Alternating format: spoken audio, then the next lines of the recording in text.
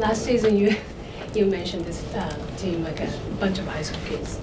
How do you describe it now? Is it still the high school kids? Absolutely. We might have got younger. Might be elementary school kids.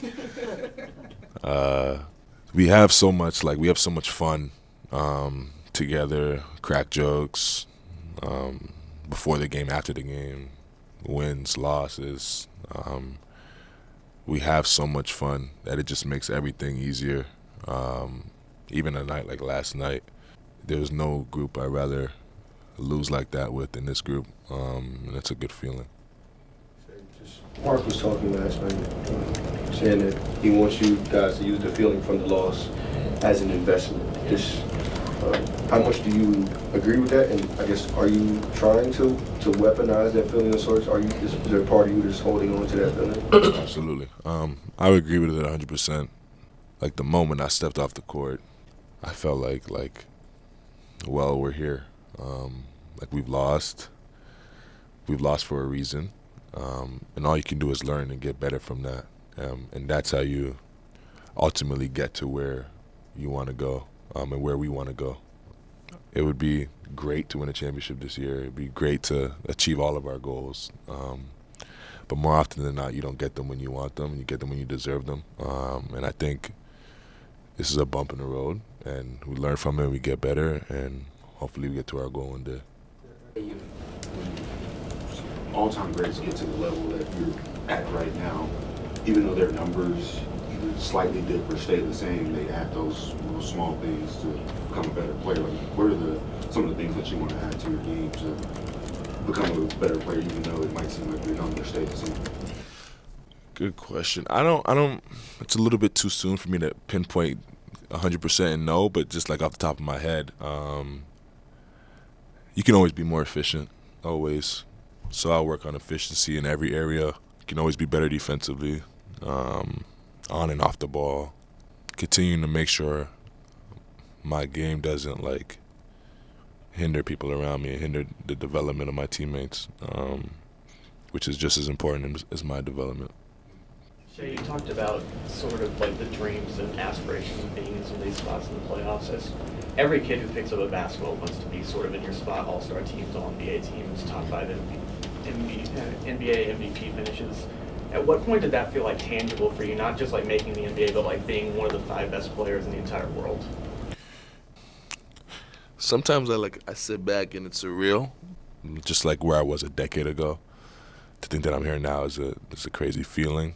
Like, you're always taught to dream big, believe in yourself. But growing up, I was very a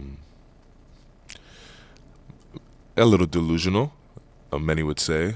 I guess I probably sounded crazy back then. It sounded a little bit too confident. But I always had a feeling that I would get here. I just always knew I could control my destiny and where I end up to a certain degree. I knew how hard I worked. I knew how bad I wanted it. I was willing to do whatever it took to get here. And I don't think it's coincidence that I'm here. I think I earned it. And it's for a good reason. It's been a few years since you've been in the playoffs, and you've improved a lot since the last time you were in the playoffs. What was it like in the waiting time, in the preparation for it, and then what did it feel like to actually be in the playoffs for you? The waiting was stressful.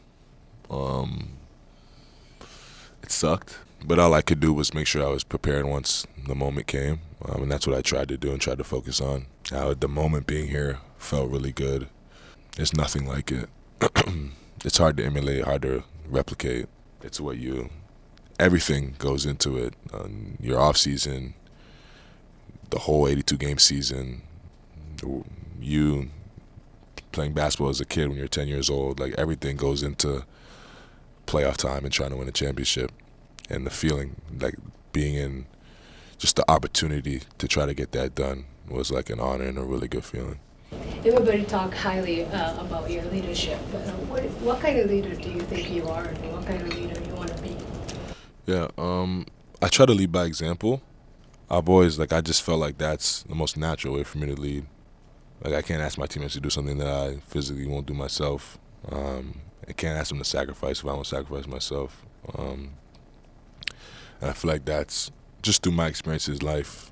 Like I get the most respect out of people when they take action, as opposed to words. So I just feel like that's the most natural and effective way to lead.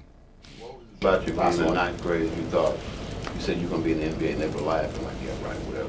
What did you know about yourself that they didn't? How bad I wanted it. Yeah, like how motivated I was. I kind of mentioned this yesterday. Like when I fail and lose is when I'm most motivated. And I think getting cut kind of like kick-started that. And that was around that period of time. So, of course.